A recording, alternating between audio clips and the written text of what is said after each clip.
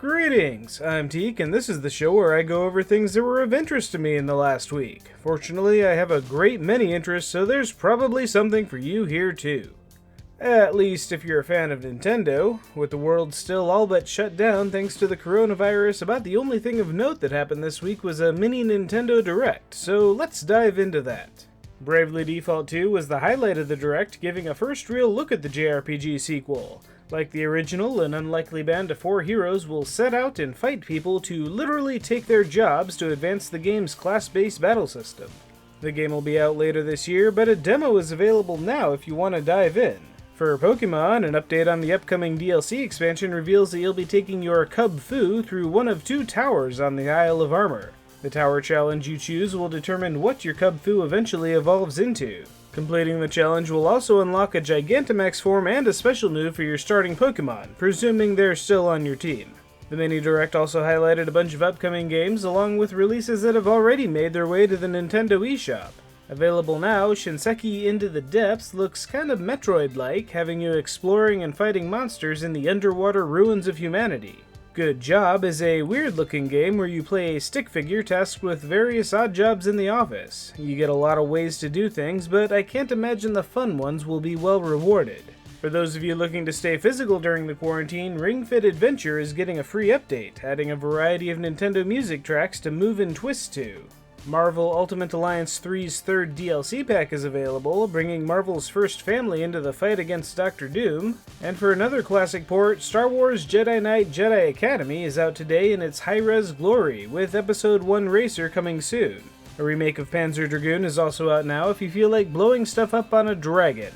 On April 1st, Animal Crossing New Horizons will have a definitely not religious-themed April event where a bunny will visit your island and hide eggs for you to find in exchange for decorative prizes. Launching on May 27th, Ninjala is a fun-looking free-to-play 8-player battle game with some neat abilities to mess around with.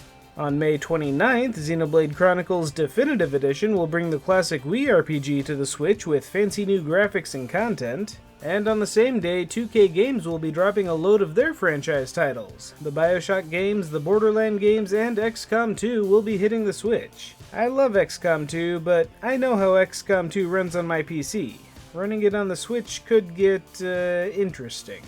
On July 5th, Clubhouse Games will let you use your Switch to play basically anything that has ever come pre-installed on a Windows computer.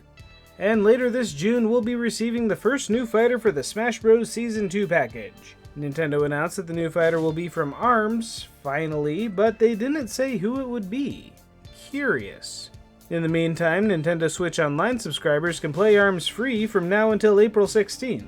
Later this summer, on July 7th, Catherine Full Body will give you yet another opportunity to navigate gaming's most troubled romantic life expressed through block puzzles. And if there still isn't enough tactics combat on the Switch for you, as impossible as that may be, King's Bounty 2 is coming later this year. Heading into releases, the theaters are still closed, so we're skipping over into television. Future Man starts its 3rd and final season this week on Hulu as a trio of time travelers muck around with history. Harley Quinn has barely finished its first season on DC Universe, but its 2nd season is already rearing to go, so that's good. But that's only the 2nd best animated release of the week, because DuckTales Season 3 premieres this Saturday on Disney XD. Woohoo! Over in video games, Treachery in Beatdown City is a bizarre beat-em-up RPG about street fighters on a rampage to save President Obama. Okay. Fates of Wart is a little more typical, a retro-style RPG with a time-stopping mechanic and pretty cool-looking world to explore. The Complex is a sci-fi FMV game coming to PC and consoles, and those are always fun to play with. This one seems to be about a terrible virus breaking out in London. Good timing. Mazem, Jekyll and Hyde is an adventure game based on the classic story with a really cool art style. And for this week's RPG Maker entry, Strip Card Duel is a game where somebody built a dungeon crawler RPG and created a deck building game from the ground up, all for the purpose of getting crudely drawn girls in various states of undress. Then we have Skycat. It's cute. I don't know why the airplane cat is dropping pineapples, but it's cute. Finally, on Steam and consoles, Resident Evil 3. Not much I can say about this game at this point. If you like the remake of Resident Evil 2, this is more of that. On the Epic Game Store, there are 4 free games up for grabs this week. World War Z is a zombie shooting third-person shooter, cause, it's not like there are any other high-profile third-person zombie games out this week. Drawful 2 is a Jackbox game, and I honestly didn't know you could buy these separately. Figment is a stylish-looking action-adventure game. Can't attest to the gameplay, but the world is certainly imaginative. And Tormentor X Punisher is a game, I think. There is no trailer, but the description says you can reload your machine gun by firing your shotgun, and that honestly doesn't surprise me. On the PS4, Persona 5 Royal re-releases the RPG hit with a new character, more events, and more content in general, if not a little bit of censorship. And over on the Switch, Bubble Bobble 4 and Friends is a 4-player co-op update of the NES Classic.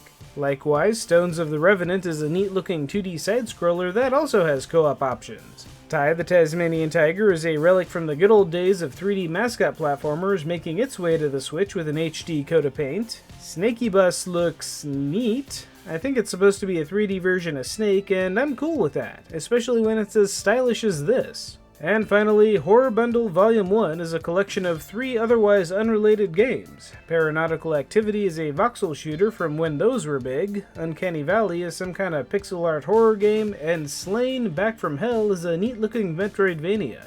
That leaves us with this week's awesome video. Jack Rackham takes you on a journey into the career of World War II hero Leo Major. And by return home, I mean show up at his old army unit a month later. You do know the war is about over, right? La, why do you think I'm in such a hurry? That's it for this week, so what's the next big Switch game you're looking forward to? Let me know in the comments. Be sure to subscribe to my channel for more videos, and maybe give me a like if you think I deserved it. I hope you enjoyed this video, and have a great week!